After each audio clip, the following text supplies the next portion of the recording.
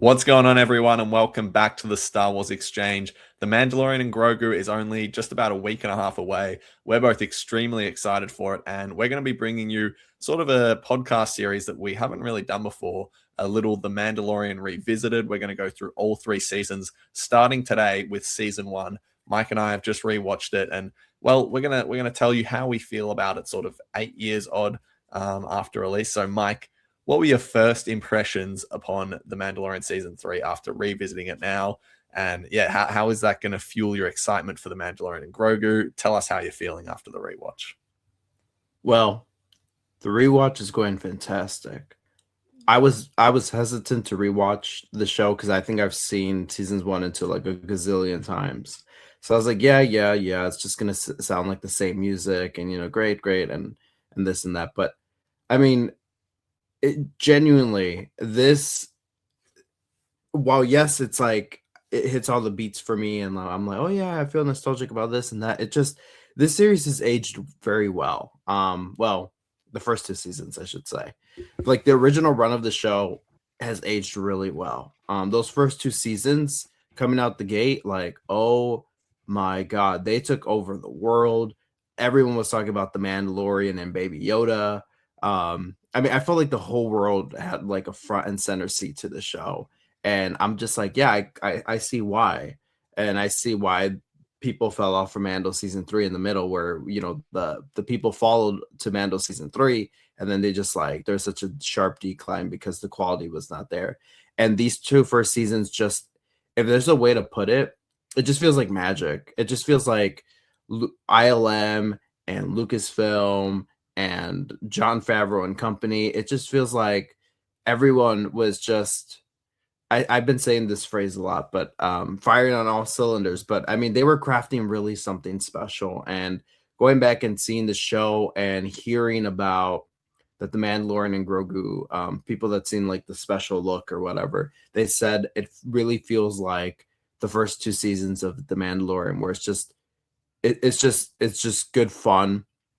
It's lighthearted, but there's like a nice touch to it. So take that for whatever it means, but I don't know. I was already kind of looking forward to the Mandalorian and Grogu after hearing those thoughts, and now revisiting the first 2 seasons. That's where I am in my rewatch right now. I'm clearly watching the whole Mando verse, maybe minus Ahsoka, but I'm like, dude, if we can just go forward and do things like this, I think we would all be better off. Like, again, I haven't when I met you, I think you already you covered season 2 by yourself, right? On the original Stars Exchange.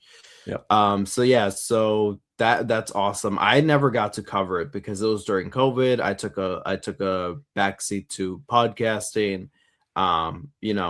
We covered Book of Boba Fett together, which is crazy. But we never covered this. So this conversation and our future conversations for the Mandalorian are gonna be great, because it feels, even for us, for our sake, for the Stars Exchange and just friendship wise, I don't think we've ever talked about the first 2 seasons in depth. So I'm excited. Yeah. No, absolutely. Even just as you were talking, then I was just had to write notes down because there's just so much to talk about, and it's kind of surreal but cool sitting here talking about the Mandalorian season 1 with you. It feels like making up for lost time. Like, I wish we were doing this, 8 years ago when the show was coming up, because the show is so good. This show is awesome. Like, and I have so many thoughts, but I think just from a personal perspective, season 3, and kind of we make jokes about it, but it actually was pretty upsetting to me how much I didn't like that series, that season, because the first 2 seasons of this show I hold so dear in my heart. That it's such incredible storytelling in general, let alone just Star Wars storytelling. So season 3, I haven't revisited The Mandalorian since that came out because it was so disheartening to me. So finally stepping back in has just been such a breath of fresh air. Admittedly, both of us have just finished season 2 in the rewatch, which is probably why we're both sounding so enthusiastic. But I am genuinely curious to see how we both feel about season 3 going into it after. But obviously, we'll get there when we get there. But yeah, Mandalorian season 1, like some of the context behind this season. Obviously, this show like launched Disney Plus, which is like something that people forget. So this was like uncharted territories at the time for Disney. Streaming shows were sort of a new thing back in 2019, and yeah, like you said, Grogu really just took over the world. Like that, it was a secret that they kept hidden. None of us knew about this going in. Of course, Baby Yoda, as we knew him at the time. So yeah, like that, Grogu was just a Baby Yoda. I'll say, because season 1 he was Baby Yoda, was just a sensation across the world. And I gotta say, this show is really like, we all remember that investor call where they announced like 40 different Star Wars shows coming to Disney Plus. This season of television is the reason that happened. I would argue it not only impacted Star Wars, it impacted other franchises that Disney run as well. And so this really like is why so many eggs were put in the Disney Plus basket. It obviously hasn't really worked out the way Disney and fans have really wanted it to, but yeah, it's this show really set up so much for Star Wars. And now we talk about the Mandalorian Grogu being sort of like a safe option for Disney. Well, in terms of making the movie, it's like, it's crazy to think that, only 8 years ago, these characters didn't exist. And while I have, thoughts of, is this really the first movie we want to do, 8 years out from, having no movies in the theater? This just season of television makes me think like the small scale storytelling, the doing something new, like that worked so well for this show. This was brand new characters. This was such a small insular story, but people connected so deeply with these characters. So yeah, I've said enough. What are your thoughts on all that I just said there? Yeah, well, I remember going up into season 1, and I remember, yeah, Disney Plus was launching with The Mandalorian episode 1 and like something else, like a National Geographic thing, if I remember correctly. But that's what it was launching with, and Dave Filoni was also making his live action directorial debut with episode 1 of The Mandalorian, and I remember being kind of critical and just being like, yeah, like there's some things that didn't work. I was being like a snob. I was like, there's some things that Dave Filoni, he could work on or whatever.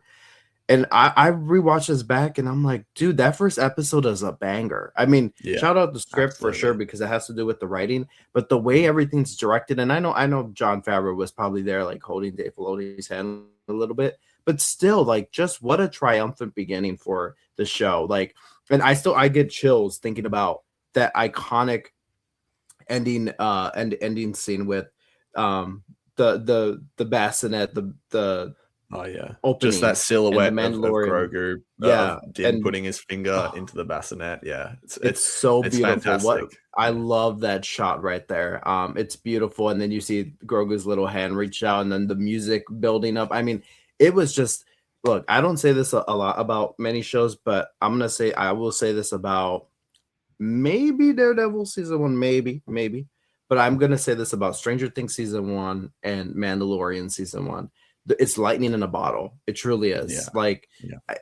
There's this feeling that you kind of get in season 2 of both shows, but nothing beats the first season in terms of the nostalgic factor, all those high moments that happen, and you're just like, it was a first time for everything. It was like, oh my god, that was really cool. We never seen that in live action before, like seeing a Lothcat, or it was just different things that just built up for us, and it was just cool. It was just like, oh my god, this makes Star Wars feel whole. And also it just I don't know, it was great. It felt like George Lucas had like a big hand in it when he did it. It just, I don't know, there's something so encapsulating about Mando season 1. There's just, like I said, the way I could best describe it is lightning in a bottle. It does all these things for me. And the Baby Yoda thing, I remember there's a rumor, and I posted about it, that the series was going to explore Yoda's species, which sounded a lot of like baloney, but also was like, Jon Favreau is one of those guys that he's like, once he's in Star Wars, he's in it. And so he could do something like this. But at the end of the episode, I'm like, now that makes sense.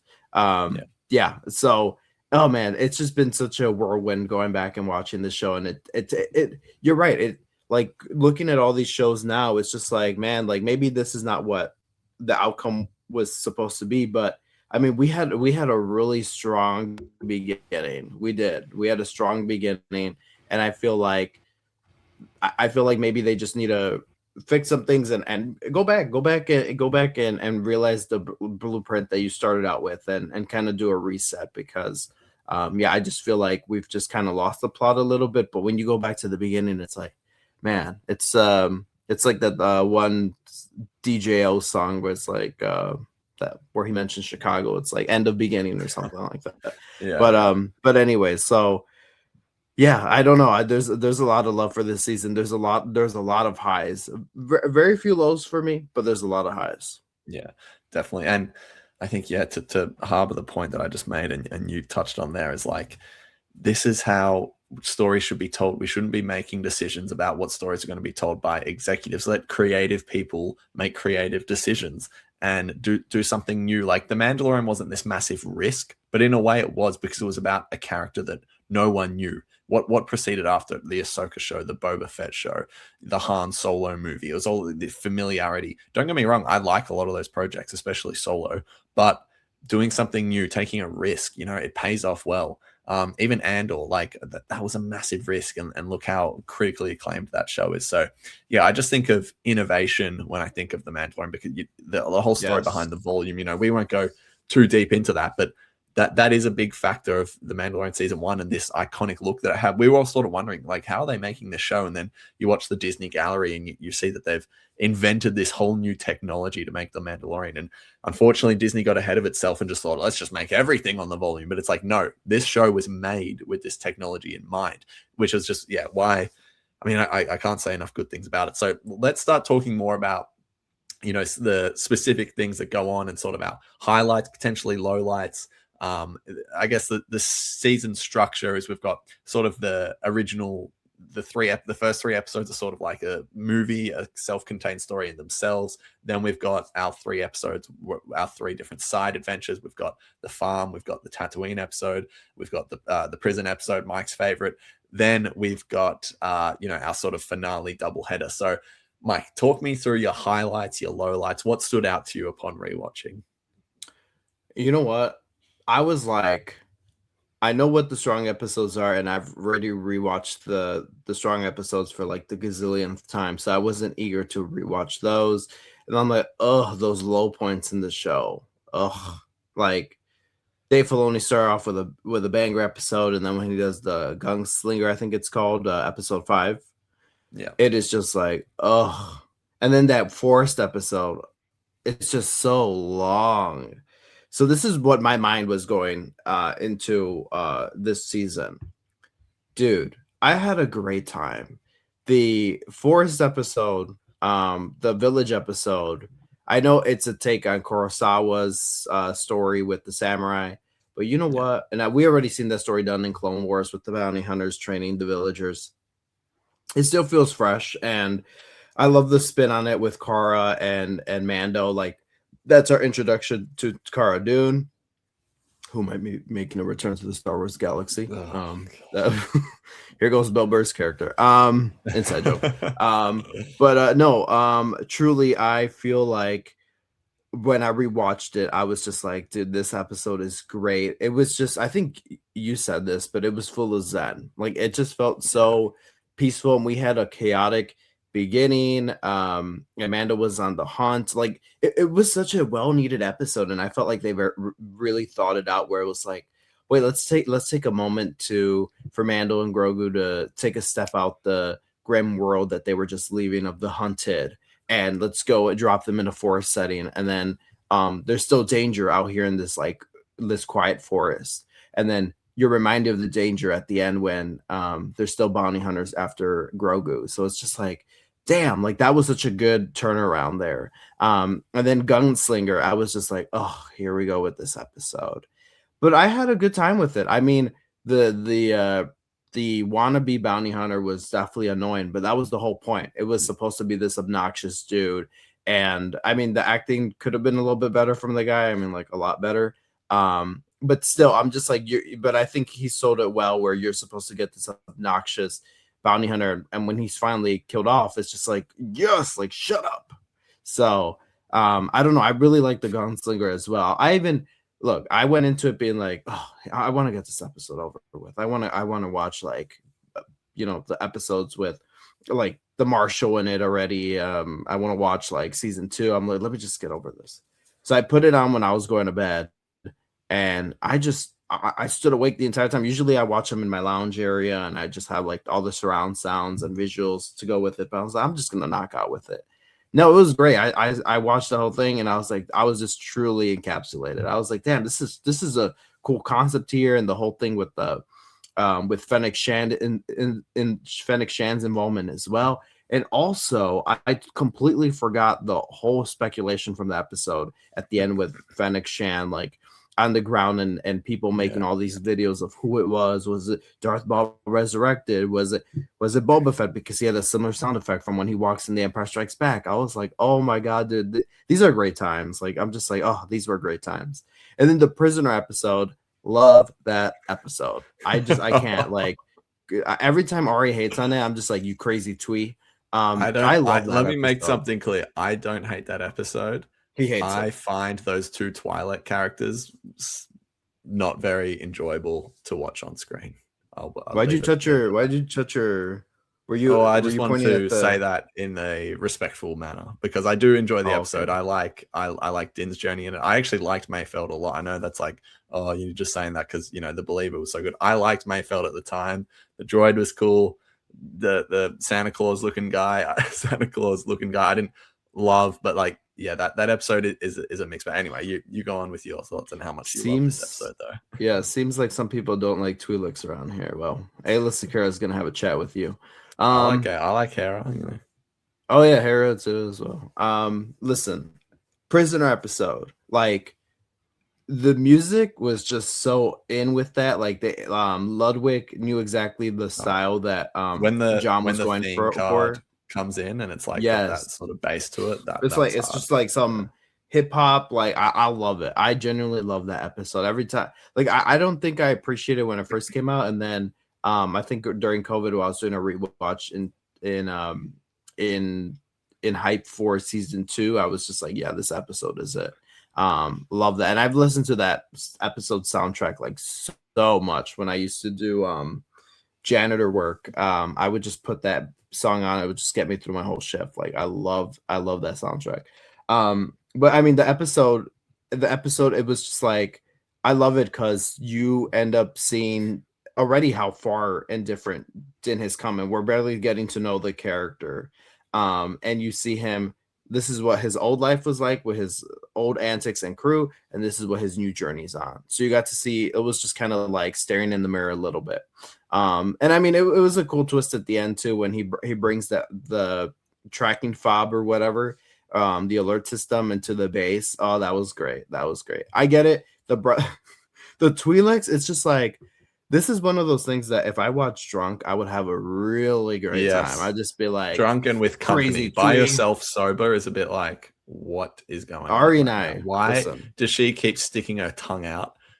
Why is she talking like that? Because she has like, a lady never tells. It's like, what? They just got real freaky and weird for a second. I like when she has a blade and she looks at, she's like, a lady never tells. I'm not gonna do it because I'm scared of people screenshotting, but that is hilarious. I've been doing it on the phone on FaceTime with Mike. I'm not doing it on this podcast.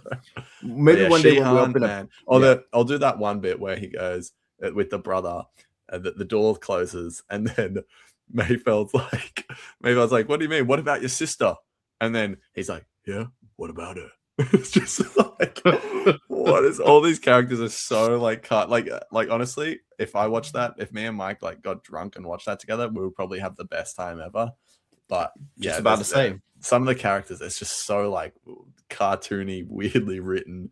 But I agree with what you said generally with that sentiment about that episode though. Like it is one that you rewatch and you're like, it's a vibe. It's a good time. You definitely learn like the Mando character definitely starts to develop more. So yeah, I'll give it. And it set up Mayfeld, which sets up probably the best episode of the show with the Believer. So yeah, no, and look, I understand the complaints about the Twi'leks and even with Clancy Brown's character.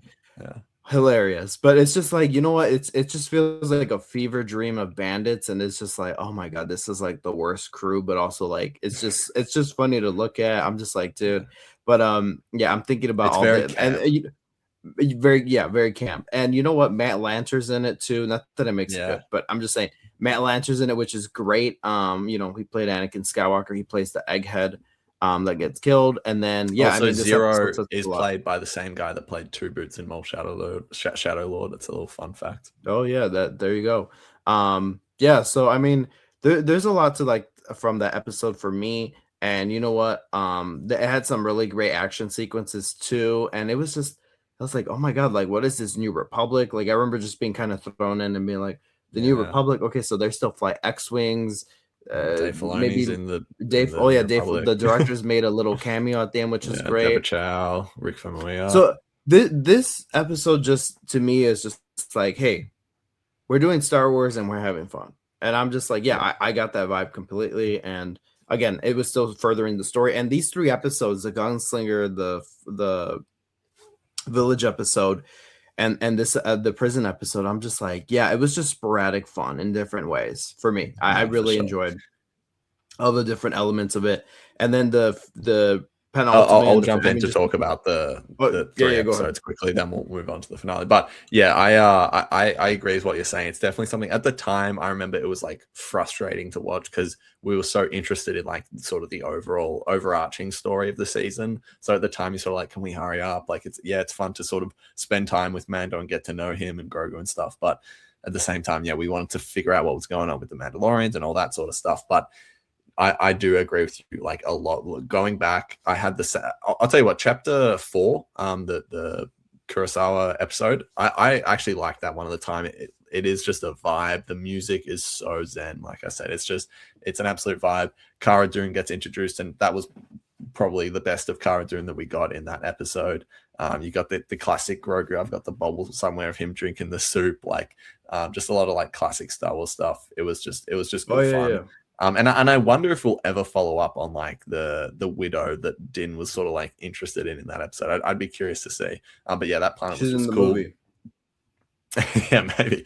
And then the gunslinger, that one is still pretty rough. Toro Calican is just not it. I'm gonna be honest. Like that character was just like I would prefer. I don't know if I prefer Shihan or Toro Callahan or whatever that character's name is. Yeah, but outside of that, it's we get Pelimoto for the first time. She's a delight. I love her. Even just like that sort of sets up the book. Why are you laughing? Do you think I'm joking? I genuinely like Pelimoto. No. Pelimoto, I'm just thinking about her and just her in Book of Boba Fett and her in season 2. It's just I can't get enough of the character. Yeah, no, absolutely. She's great. So even though maybe at the time these episodes were a bit annoying, looking back, they're still a vibe. It's just fun. Like they're just fun, and they did actually set up a lot of the future fun that we had as well. And then yeah, the gunslinger chapter 6, the prisoner, I think it's called. Yeah, we just spoke about that. But again, that one still does good things too. So before we jump to the penultimate episodes, let's talk about those first 3 a little bit, because we don't have to go in depth or anything. We're not reviewing it, but I just want to shout out Quill. He at the time he was very appreciated, but he gets so forgotten now. You know, I have spoken. Come on, that guy was so good. And we'll get to it, when he died in chapter 7, that was heartbreaking. I still felt it upon rewatch. And talk about episodes that are just a vibe and fun to watch. We've already spoke about this, but chapter 2, the child. I mean, I've actually always appreciated that episode. I just love what it does with the Jawas. Like, talk about Star Wars fun. That was fun, but just a little bit less camp. Although it did get pretty silly when the Jawas are cutting the egg open, and we realized what the egg actually was the whole time. It was just a little like treat for the Jawas, and like suga. It's just fun. Quill is the best. What are your thoughts on those 3? And do you agree with me about Quill? Yeah. Oh my God, 100%. I think I told you when I was rewatching it and you were already ahead of me. I was like, dude, Quill is not talked about enough anymore. Like, he is just forgotten about. Like, the whole, like, I have spoken. Like, it's so good. And I feel like at the time, I have spoken rivaled This Is the Way. Because remember when everybody was like, this is the way, this is the way. It rivaled, because it felt like every week we were getting a new saying. It started out with This Is the Way. And then episode 2 comes in and everybody was singing the phrase of I have spoken. Like every week was just something new, it felt like. So it's just like, what And are we gonna just get to with jump in for a sec, Jon Favreau was just killing it with the writing. Like the dude, he fact that was. he got Grogu, I have spoken, this is the way, just so many iconic Star Wars things set up in these first 3 episodes. Yeah. And I just have to say that's why we ended up getting mad at season 3, because it's like, dude, we know what you can produce. And when you're Yeah.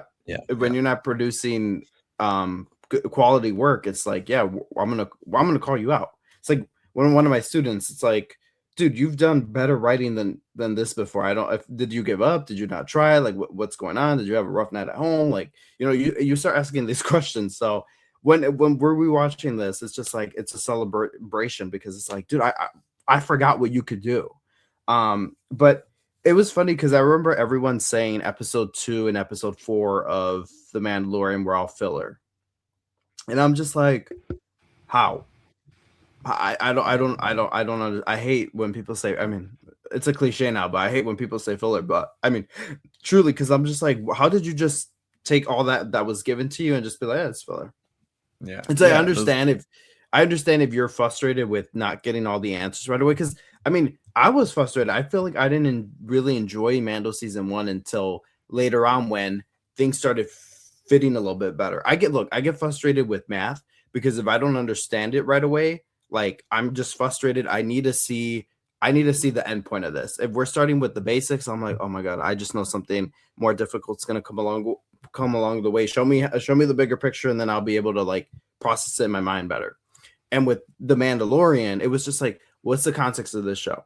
How many years after Return of the Jedi? What's going on with the Empire? Like, I thought the Empire was kind of just, it's like, I mean, I know the Empire's kind of still around, but why are we still kind of operating like owning towns and everything? Okay, I read some of this in Aftermath. What's going on? I need more context. Like, why isn't the Mandalorian taking off his helmet? Like, this is not the way. We saw Bo-Katan, Boba Fett, all of them take. So this is not the way.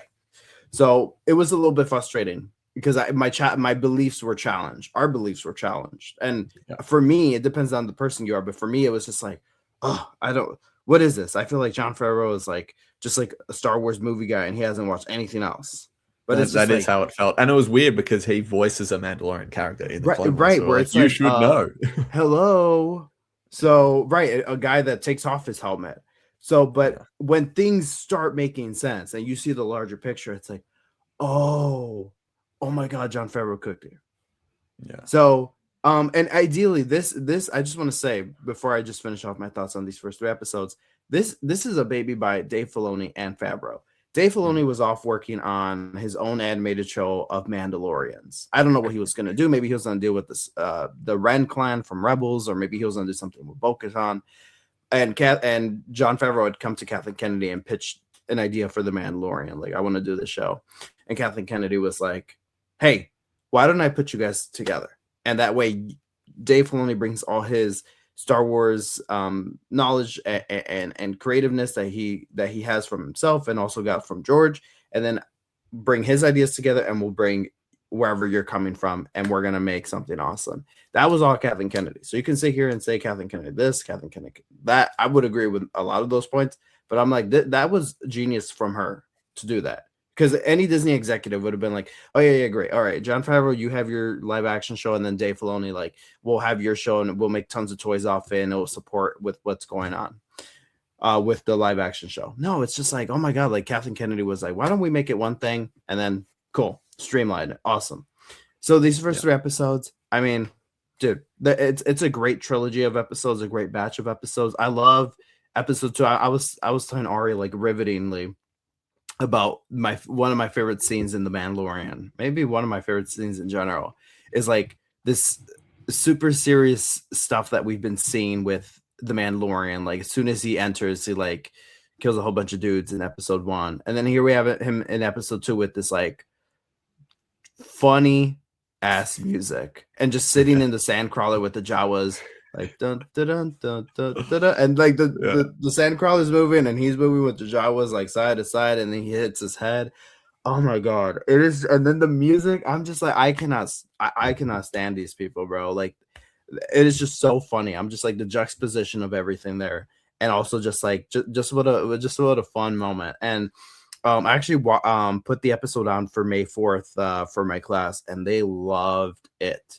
and everybody at them was like Sega. So it's just great. Yeah. It's a great episode. And again, Jon Favreau takes some already known Star Wars things like Jawas and makes it it's just my favorite things of Jawas ever. Just when you think from A New Hope, Jawas can't get any funnier, like more delirious, like you get that episode and it's like, dude, that was awesome. And then again, Quill in this episode too, like just coaching Mando through of like, hey, that's not how you talk to these guys. That's if you're just gonna make it worse. And just you see Mando's character start to evolve, not just with, they're taking on the child, but then also like meeting someone with different ideologies and beliefs. Every time he's with Quill, we got the amazing blurg scene where he's on this on trying to ride the animal, and Quill's just like, your people have written the mythosaur. What do you mean you can't ride a blurg? So it's just like, dude, great impression.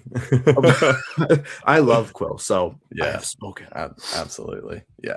And just other things that those episodes, like the armorer, it set up the armorer, like he's become a very classic Star Wars character. Just the Sin in general was an awesome like action episode. That whole Mandalorian covert, we were very interested in what was going on. You mentioned it, like even just dealing with as casual Star Wars fans didn't care, but us, we were like, why are they not taking off their helmets? What is going on? And eventually we did get our answers, which was cool. And even like, you said people calling Chapter 2 filler, like that is the mud horn that is worn on Mando's shoulder is because of that episode. And that's the mud horn that Grogu is going to wear on his chest during this movie. So those episodes do a whole lot. And as well, we got to shout out Grief Karga, Carl Weathers, rest in peace. What a legend he was for these 3 seasons. Season 1, absolutely. I think he really was just at his absolute best. So that just shout out to him. So let's talk about Chapter 7 and Chapter 8, the finale sort of duo of episodes. We got a lot. I mean, I got to start with IG-11 because that's when we really get into the IG-11 character, the nurse droid.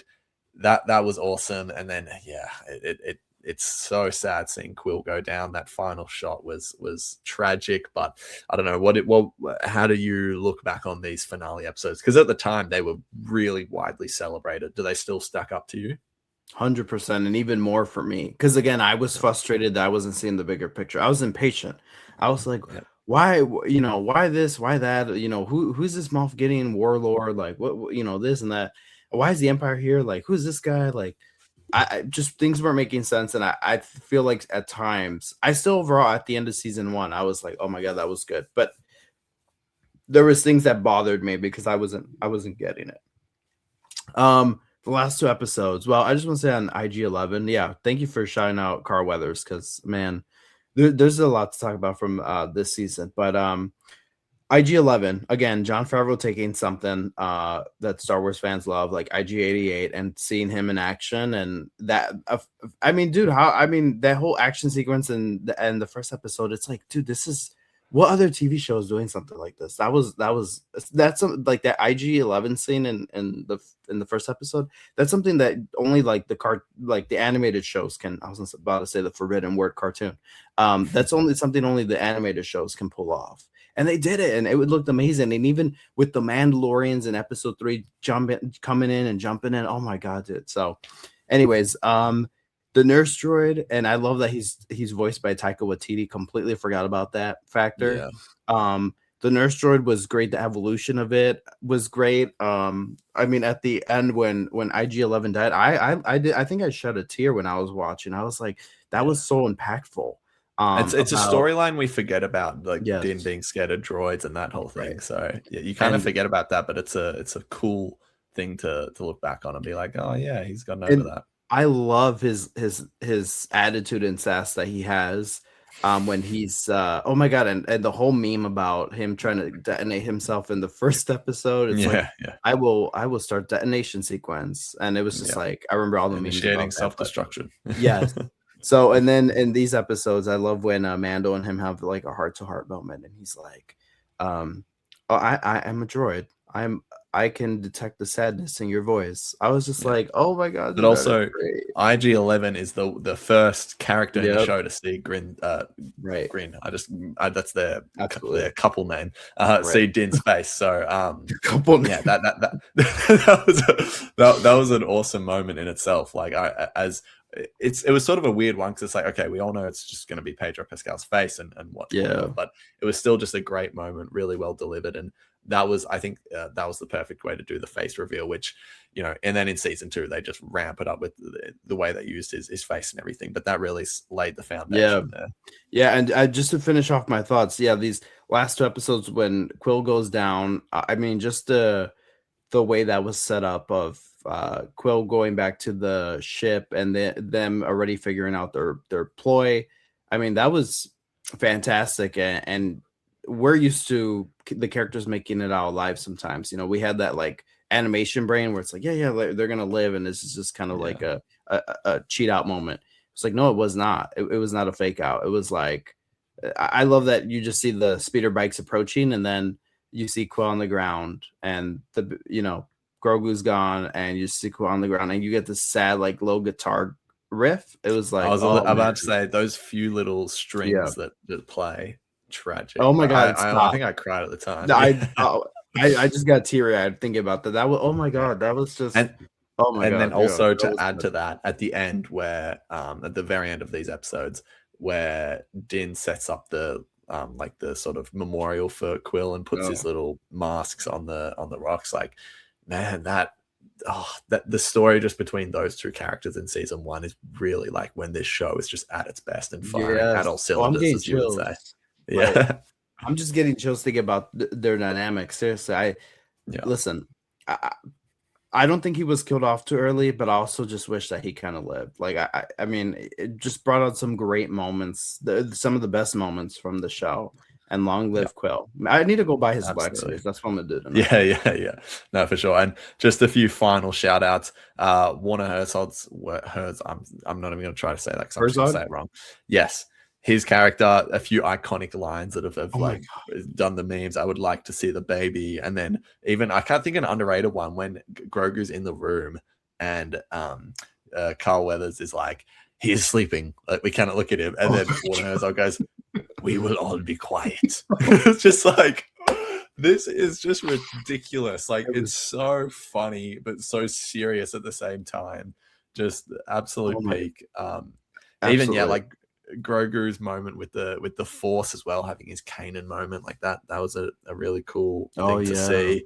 Moff Gideon, the Darksaber, that our introduction to them, and then even that, Din gets his quest at the end of the episode that sets up season 2, and that interaction as well with the scout troopers at the start of the finale as well. Just a classic. Like, this show is just always switching its tone, but somehow it maintains its consistency through the whole thing. So yeah, that's just a shout out to all those moments. Great way to say it.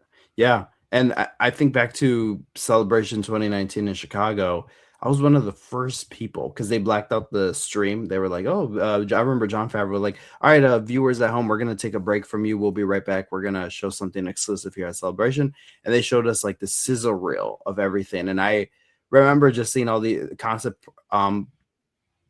art images, and then also seeing like they play like a sizzle reel trailer, and we saw Death Troopers, we saw Jawas, we saw Salacious Crumb species. Like, it just looked all so Star Wars, and it's just like, okay, but realistically, how can this all sounds great and everything, but it's like you're selling it to me, but it's like it's a live action TV show. Like, we're gonna probably cut some corners, things are kind of gonna look cheap, dude. The whole show, I think what you said about keeping the whole tone consistent visually, I'm just like, this couldn't look more Star Wars, but also it honestly, at times I forget that I'm watching a TV show and not like a movie. Like, I'm just like, there's a lot of things in here, a lot of the sets and everything that I'm like, it feels like I'm watching like a scene from a Star Wars film. It looks fantastic. So yeah, I mean, and the end too with the TIE fighter chase with Mando on it, that is something only animation would have been able to pull off. Oh, do the magic hand thingy. That's another. Oh, that too. I love that. Yeah. I love that scene.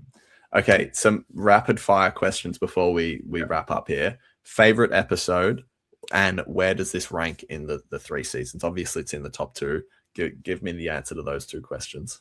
Man, Prisoner's up there. The second episode's up there.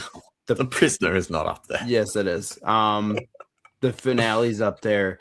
But I'm just gonna say, just in terms of like, I'm just gonna say the first episode. Yeah. Okay.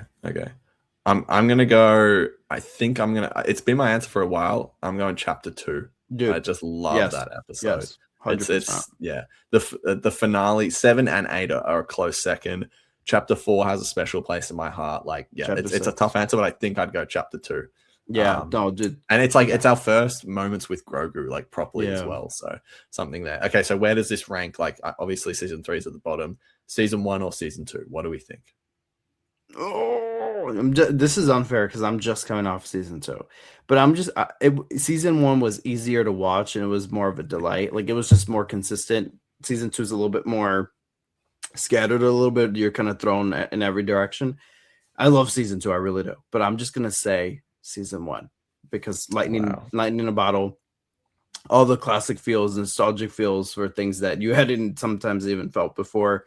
And I don't know, I'm just gonna have to say season 1.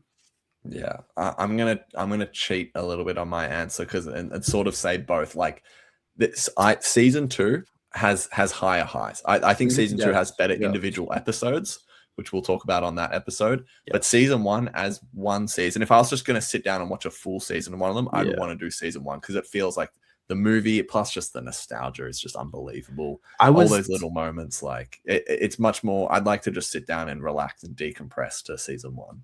That's what I'm saying. It's like season 2 is you're thrown all over the place, and I feel like season 1 is just consistent. And again, like you said, you could watch it like a movie.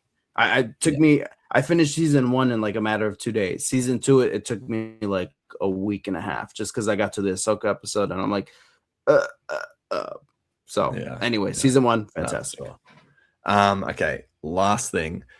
I think it's safe to say going into Mandalorian and Grogu, again, we haven't started season 3 yet, but watching season 1, did it get you more excited, less excited? Thoughts? Absolutely more excited. I just want to see more of Tin, and I want to see more of Grogu.